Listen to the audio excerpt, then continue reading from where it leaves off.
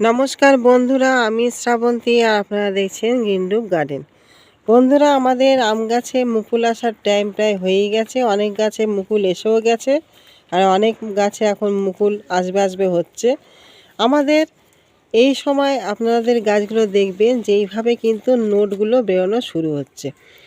এই নোটগুলো আমাদের অনেক সময় সুন্দরভাবে বেরোয়, প্রস্ফুটিত হয়, আবার অনেক সময় কালো হয়ে যায়।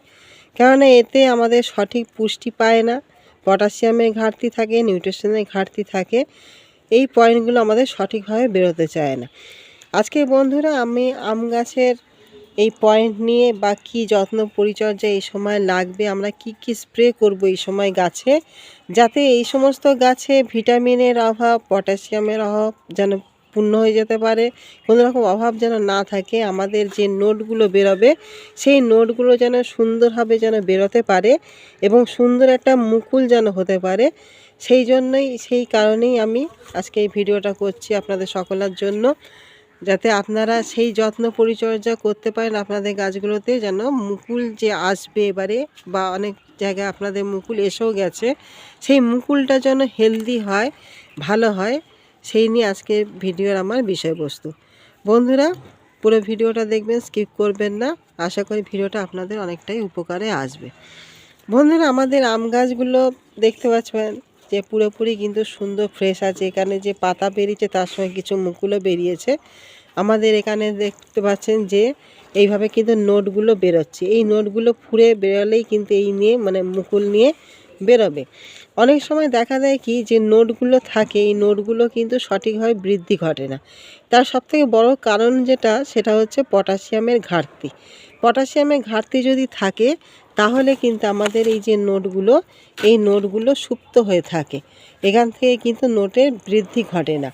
সেই জন্য আমাদের প্রথম যেটা কাজ হবে সেটা হচ্ছে পটাশিয়ামের ঘাটতিটাকে দূর করা। আবার অনেক ক্ষেত্রে আপনারা দেখবেন যে নোটগুলো কালো হয়ে পুড়ে যায়। এখানে দেখবেন বন্ধুরা, এই যে নোটগুলো, মাথার যে নোটগুলো আছে, এই নোটগুলো দেখবেন কালো হয়ে যায়। এইগুলো কালো হয়ে যায়, সেটাও কিন্তু পটাশিয়ামের ঘাটতি। যে এখান থেকে যে নোটগুলো আমাদের বেরোবে, সেই নোটগুলো সঠিক মাত্রায় কিন্তু বেরোতে পারে না, এইভাবে কালো হয়ে নষ্ট হয়ে যায়। এই ঘাটতি কিন্তু আমাদের সর্বপ্রথম কিন্তু দূর করতে হবে, যাতে এই ঘাটতিগুলো যেন গাছে না থাকে। তার জন্য আমাদের পটাশিয়ামের ঘাটতি সর্বপ্রথম কিন্তু দূর করতে হবে। পাশাপাশি এই যে নোটগুলো আমাদের বেরোচ্ছে, এই সময় যে নোটগুলো ফুঁড়ে যে বেরোবে, সেই নোটগুলো যেন সুন্দরভাবে সুস্থভাবে যেন বেরোতে পারে, তার জন্য প্রথমে আমাদের যেটা দিতে হবে সেটা হচ্ছে একটা ফাঙ্গিসাইড, একটা ইনসেকটিসাইড। কেননা আমাদের এই সময় যে নোটগুলো বেরোবে, যে মুকুলটা বেরোবে, আমাদের চোষক পোকা কিন্তু খুবই মারাত্মক ক্ষতি করে এই সময়। সেই জন্য আমরা যদি একটা কীটনাশক যদি না স্প্রে করে রাখি, তাহলে এই মুকুল যেরকম ক্ষতিগ্রস্ত হবে, সেরকম নতুন পাতার যদি বা আসে, সেটাও কিন্তু ক্ষতিগ্রস্ত হবে। সেই জন্য প্রথমে আমরা পটাশিয়ামের ঘাটতি মিটাবো। দ্বিতীয় যে ঘাটতিটা মিটাবো সেটা হচ্ছে কি না, ফাঙ্গাস, আর এটা হচ্ছে ইনসেকটিসাইডের জন্য, যেটা কীটনাশক এবং আমাদের ফাঙ্গাসের জন্য সেটা আমাদের মিটাতে হবে। এখানে আপনারা যে কোনো একটা ফাঙ্গিসাইড, তার সঙ্গে একটা ইনসেকটিসাইড মিশিয়ে আপনারা ফার্স্ট মর্নিংয়ে কিংবা একদম পরন্ত বিকালে আপনারা স্প্রে করে দিতে পারেন। আর পটাশিয়ামটা যেটা স্প্রে করবেন, সেটা একেবারে যখন সবে রোদ্দুর উঠবে, হালকা রোদ্দুর, সেই সময় আপনারা পটাশিয়ামটাকে স্প্রে করবেন। দ্বিতীয় যে জিনিসটা, আমাদের যে মুকুলটা আসবে, সেই মুকুল যাতে সুন্দর হয়, হেলদি হয়, এবং মুকুলের কোয়ালিটি যাতে ভালো হয়, এবং আমাদের যখন সেই মুকুল থেকে ফলটাকে ধারণ করবে, সেই ফল ধারণ করার সময় গুটিটাকে ধরে রাখার জন্য আমাদের সেই সময় দুটো জিনিসের কিন্তু খুবই প্রয়োজন পড়ে। সেটা হচ্ছে কি না, সেটা হচ্ছে আমাদের বোরন, আর হচ্ছে কি না জিঙ্ক। আর পাশাপাশি আমাদের যেটা দরকার পড়ে সেটা হচ্ছে ক্যালসিয়াম, সালফার, আর হচ্ছে ম্যাগনেসিয়াম।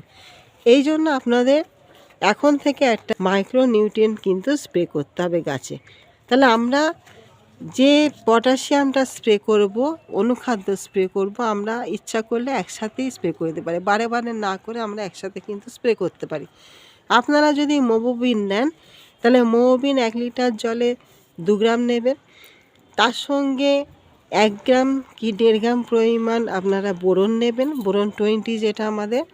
তার সঙ্গে আমরা যেটা নেবো সেটা হচ্ছে কি না 0,050 যেটা পটাশিয়ামযুক্ত সার বা 0,5234 যে কোনো একটা আপনারা 2 গ্রাম নেবেন, নিয়ে আপনাদের গাছে কিন্তু স্প্রে করবেন। তাহলে একসাথে আমাদের দুটো জিনিসই কিন্তু 2-3টে জিনিস কিন্তু কমপ্লিট হয়ে গেল। আমরা আলাদা আলাদাভাবে কিন্তু স্প্রে করার দরকার নেই, কারণ আমাদের টাইমের খুবই অভাব আমাদের জীবনে, যার জন্য আমরা এটাকে প্রথম কিন্তু স্প্রে করে দেব। আবার 10 থেকে 12 দিন পরে আবার নতুন করে ফের আরেকবার কিন্তু আমরা এটা স্প্রে করব।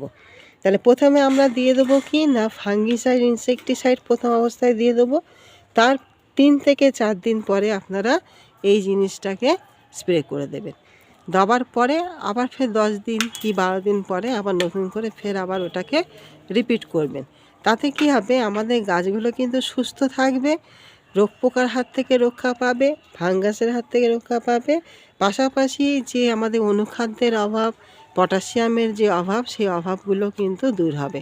এইসব নোটগুলো যেরকম সুপ্ত অবস্থায় রয়েছে, এই নোটগুলো দেখবেন সুন্দরভাবে কিন্তু বৃদ্ধি করবে, যা আমাদের প্রচুর মাত্রায় কিন্তু মুকুল আনতে সহায়তা করবে। আর পাশাপাশি কি করতে হবে, আমাদের জলের ব্যবস্থাপনাটা কিন্তু ঠিক রাখতে হবে।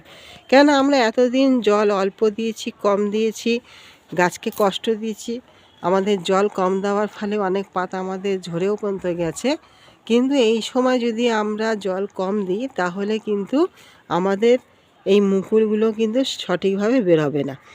কেননা আমাদের মাটি যদি শুকিয়ে যায় তাহলে নোটগুলো কিন্তু মাথার যে নোটগুলো সেগুলো কিন্তু শুকিয়ে পড়বে। আর আমাদের মাটিতে যে খাবারটা রয়েছে, এই মাটিতে আমাদের যে খাবার আমরা দিয়ে থাকি বা রয়েছে, এর আগামী অক্টোবর নভেম্বর মাসে যে খাবারগুলো দিয়েছি তারা তো পুরোপুরি সে খাবারটাকে গ্রহণ করেনি। কিছুটা পরিমাণ খাবার তাদের মধ্যে, এই শিকড়ের মধ্যে কিছুটা পরিমাণ খাবার আমাদের মাটিতে এখনও কিন্তু রয়েছে। আমরা যদি সঠিক মাত্রায় জল না দিই তাহলে জৈবিক ক্রিয়া কিন্তু আমাদের ঘটবে না, শিকড় কিন্তু সঠিকভাবে খাবারটাকে গ্রহণ করতে পারবে না, নিজের গাছের পুষ্টিটাকেও কিন্তু বৃদ্ধি করতে পারবে না। সেই জন্য আমাদের জলটাকে কিন্তু ঠিকঠাকভাবে দিতে হবে, যে আমাদের অতিরিক্ত শুকিয়ে ফেলবো না, আবার অতিরিক্ত জল দিয়ে কিন্তু ভিজিয়ে দেবো না। আমাদের মাটিটা এমনই থাকবে যেন একটা ময়েশ্চার থাকে, মাটিটার মধ্যে যেন একটা ময়েশ্চার ভাব থাকে, সেই জিনিসটা কিন্তু আমাদের লক্ষ্য রাখতে হবে। অক্টোবর নভেম্বর মাসে যে খাবারগুলো দিয়েছি তারা তো পুরোপুরি সে খাবারটাকে গ্রহণ করেনি। কিছুটা পরিমাণ খাবার তাদের মধ্যে, এই শিকড়ের মধ্যে কিছুটা পরিমাণ খাবার আমাদের মাটিতে এখনও কিন্তু রয়েছে। আমরা যদি সঠিক মাত্রায় জল না দিই তাহলে জৈবিক ক্রিয়া কিন্তু আমাদের ঘটবে না, শিকড় কিন্তু সঠিকভাবে খাবারটাকে গ্রহণ করতে পারবে না, নিজের গাছের পুষ্টিটাকেও কিন্তু বৃদ্ধি করতে পারবে না। সেই জন্য আমাদের জলটাকে কিন্তু ঠিকঠাকভাবে দিতে হবে, যে আমাদের অতিরিক্ত শুকিয়ে ফেলবো না, আবার অতিরিক্ত জল দিয়ে কিন্তু ভিজিয়ে দেবো না। আমাদের মাটিটা এমনই থাকবে যেন একটা ময়েশ্চার থাকে, মাটিটার মধ্যে যেন একটা ময়েশ্চার ভাব থাকে, সেই জিনিসটা কিন্তু আমাদের লক্ষ্য রাখতে হবে। বন্ধুরা, এই যে কটি পয়েন্ট আমি বললাম, এই সমস্ত পয়েন্টগুলো অবশ্যই আপনাদের মাথায় রেখে কাজ করতে হবে। এইভাবে যত্ন পরিচর্যা অবশ্যই কিন্তু নিতে হবে, কারণ আমাদের সেপ্টেম্বর, অক্টোবর, নভেম্বর, ডিসেম্বর, এই যে 4টে মাস, এই 4টে মাস কিন্তু খুবই গুরুত্বপূর্ণ মাস হচ্ছে আম গাছগুলোর ক্ষেত্রে। কেননা আমাদের মুকুল আসা, কিভাবে মুকুলটা আসবে, তার হেলথ কেমন হবে, কিভাবে আমরা ফলন সেট করতে পারবো, সব কিছু কিন্তু এই 3-4টে মাসের উপর পুরোপুরি কিন্তু নির্ভর করে। কেন আমরা ছাদে বাগান করছি এবং একটা ছোট্ট কন্টেনারে, একটা সীমাবদ্ধ জায়গার মধ্যে কিন্তু আমাদের গাছগুলো কিন্তু রয়েছে। আমরা যদি যত্ন পরিচর্যার সাথে ঠিকভাবে যদি না করতে পারি তাহলে কিন্তু আমরা ফলনও আশা করতে পারি না। সেই জন্য আমরা যদি ফলন আশা করি, ভালো ফলন যদি আমরা আশা করি, তাহলে এই কিছু কিছু কাজ যেগুলো আমাদের কিন্তু অবশ্যই কিন্তু সেরে ফেলতে হবে। আমাদের শেষ টাইম এসে গেছে, আর এই টাইমের মধ্যেই কিন্তু আমাদের এই কাজগুলো অবশ্যই করতে হবে। বিশেষ করে যেগুলো আমি বললাম বন্ধুরা, ফাঙ্গিসাইড, ইনসেকটিসাইড অতি অবশ্যই দিতে হবে, পাশাপাশি আমাদের পটাশিয়ামযুক্ত খাবার, আর তার সঙ্গে আমাদের যেটা একটা অনুখাদ্য, যে মাইক্রোনিউট্রিয়েন্ট, এটাও কিন্তু আমাদের দিতে হবে।